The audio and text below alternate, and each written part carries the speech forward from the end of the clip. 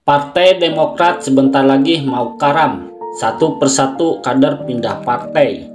Memang betul kata bijak mengatakan ketidakjujuran adalah awal malapetaka yang panjang. Contohnya bisa dilihat pada Partai Demokrat.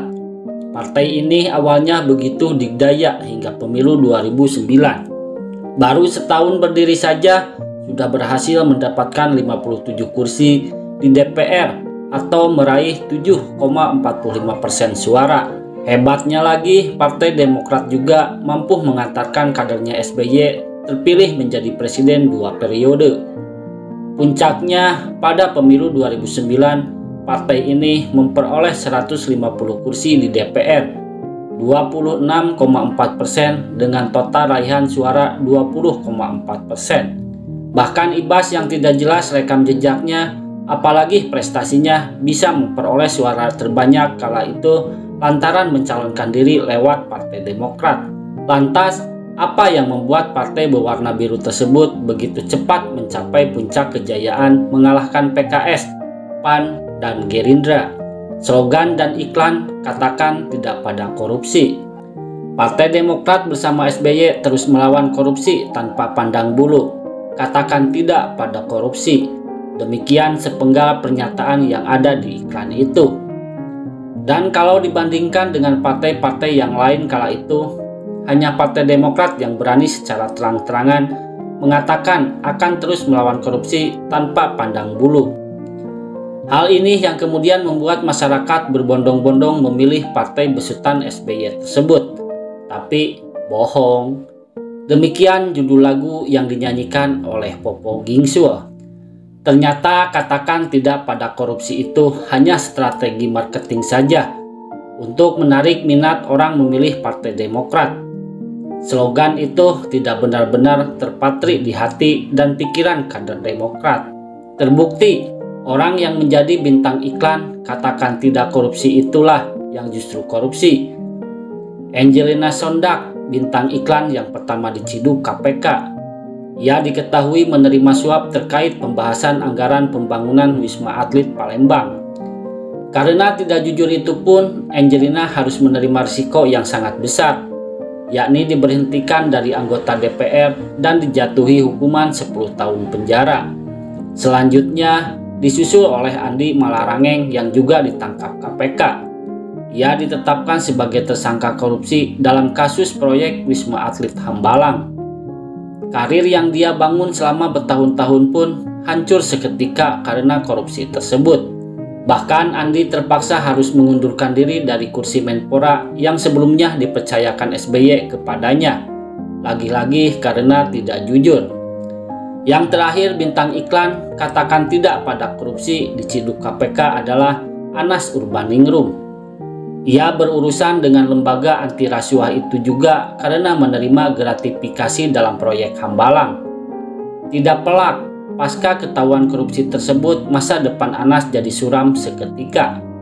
Padahal karirnya moncer banget kala itu, mulai dari menjabat sebagai ketua PBHMI, anggota Presidium KAHMI, anggota KPU, anggota DPR, hingga terakhir ia menjabat sebagai ketua umum Partai Demokrat. Karena pencapaiannya itu pula, Anas dianggap sebagai politisi muda yang meyakinkan dan cerdas, sehingga ia diprediksi akan jadi pemimpin masa depan atau jadi Presiden Republik Indonesia berikutnya menggantikan SBY. Ternyata korup juga. Gagal deh jadi pemimpin masa depan. Dan tidak hanya 3 orang itu kader Demokrat yang korupsi. Masih banyak lagi yang lain. Akibatnya apa? Pada pemilu 2014 perolehan kursi di DPR dan suara Partai Demokrat merosot tajam setajam pisau cutter. Dari yang awalnya berada di posisi pertama, merosot menjadi posisi keempat dari 10 partai yang lolos ke parlemen. Dan dari yang awalnya mendapat 150 kursi di DPR, menjadi hanya mendapat 61 kursi saja. Ternyata dampak korupsi tidak hanya ke pelaku, tapi juga merembet ke partai pengusungnya.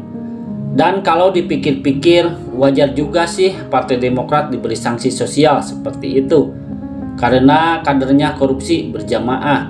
Kalau dihitung total duit negara yang telah mereka tilep, bisa jadi sudah mencapai ratusan miliar rupiah.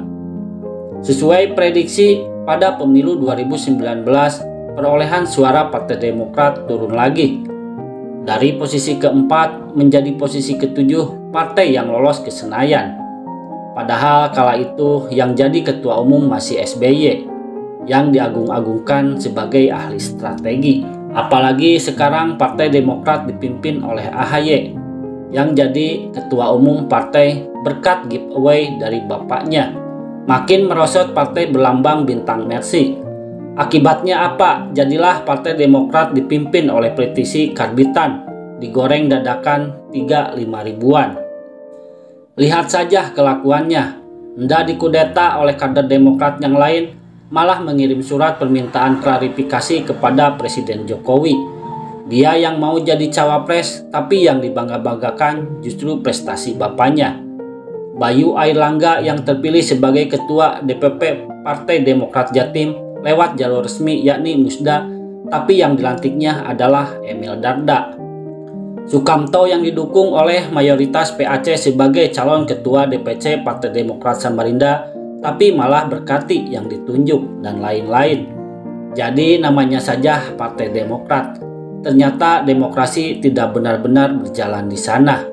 Wajar bila kemudian AHY ditolak keras jadi cawapres Anies oleh Paloh. Karena orangnya saja kayak gitu, sudah manja, otoriter pula. Ini juga yang menjadi tanda-tanda alam kalau tidak lama lagi Partai Demokrat akan karam.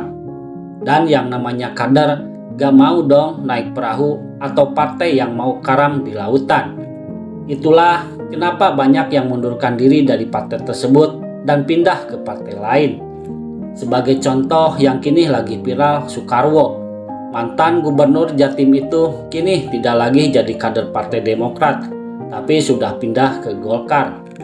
Sebelumnya menantunya Bayu Airlangga yang diperlakukan tidak adil oleh AHY di Musda Partai Demokrat Jatim juga sudah berlabuh ke partai berlambang pohon beringin itu. Kemudian beberapa kader yang lain juga sudah banyak yang meninggalkan Partai Demokrat. Mulai dari TGB yang kini jadi kader Perindo, Ruhut Sitompul bermigrasi ke PDIP, Wahidin Halim mengungsi ke Nasdem, dan ada banyak lagi kader di daerah yang juga resign dari Partai Demokrat.